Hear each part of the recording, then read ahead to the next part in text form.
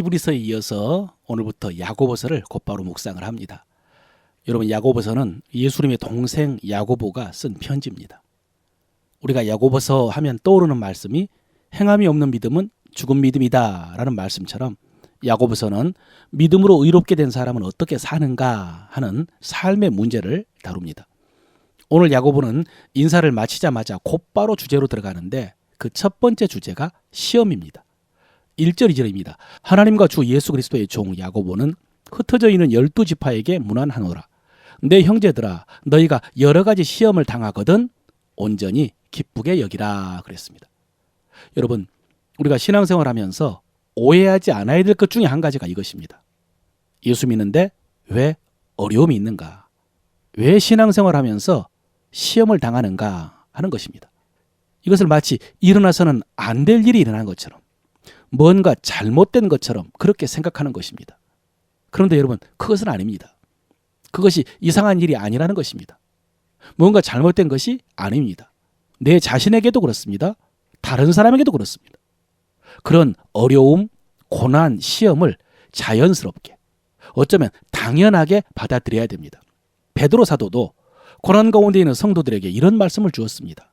사랑하는 자들아, 너희를 시련하려고 오는 불시험을 이상한 일 당한 것 같이 이상히 여기지 말고 오직 너희가 그리스도의 고난에 참여하는 것으로 즐거워하라 그랬습니다. 그러므로 여러분, 혹시 지금 시련을 당하고 있으면 속으로 이렇게 생각하십시오. 이상한 일 아니다. 잘못된 것 아니다. 그리고 하나님께서 이 일들을 통해서 뭔가 일하고 계신다. 이렇게 생각해야 됩니다. 실제로 여러분, 우리가 예수를 믿으면, 또 잘 믿으려고 하면, 또 잘 믿게 되려면 없던 시험도 생깁니다. 그것이 정상입니다. 믿음이 있어서 고난을 당하는 것입니다. 하나님의 자녀이기 때문에 시험을 당하는 것입니다.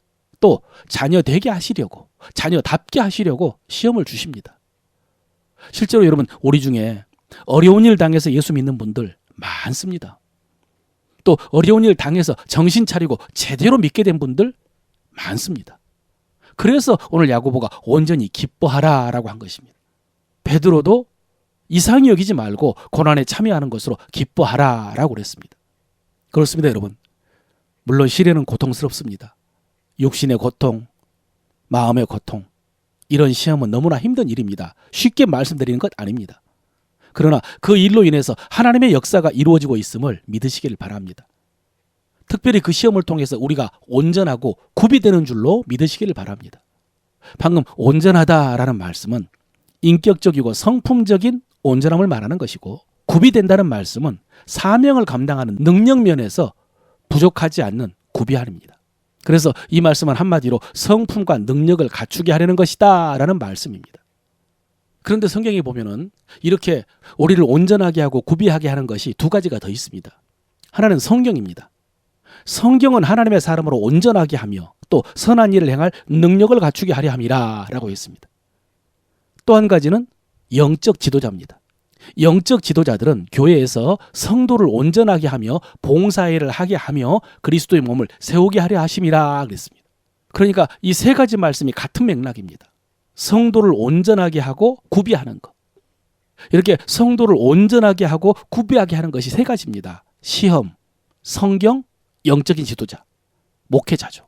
그래서 이 세 가지 말씀을 이어보면은 고난이 닥칠 때, 그때 하나님 앞에서 우리가 훈련받기 좋은 시간이라는 말씀입니다. 그리고 그때 우리는 성경, 말씀에 귀를 기울여야 됩니다.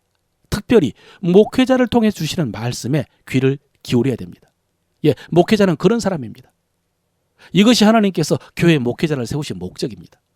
말씀으로 성도를 온전하게 하고, 그래서 봉사의 일을 할 수 있는 능력을 갖추게 하는 것입니다. 그래서 고난 가운데 있는 성도들은 목회자를 통해 주시는 말씀을 통해 그 시련을 이길 힘을 공급받아야 됩니다. 뿐만 아니라 스스로 그 말씀을 통해서 내 자신의 연약함과 부족함을 알고 그것이 깨어지고 다듬어지는 기회로 삼아야 됩니다. 그래서 오늘 입을 크게 벌려서 복명복창해야 될 말씀은 이것입니다. 따라하십시오. 시험이 나의 성품을 온전하게 한다. 시험이 나의 능력을 온전하게 한다. 그러므로 나는 기뻐한다. 나는 믿음으로 기뻐한다. 이 시험이 나의 기쁨이 될 것이다. 이 말씀을 주야로 묵상함으로 시험을 이기는 지혜와 능력을 공급받으시기를 바랍니다.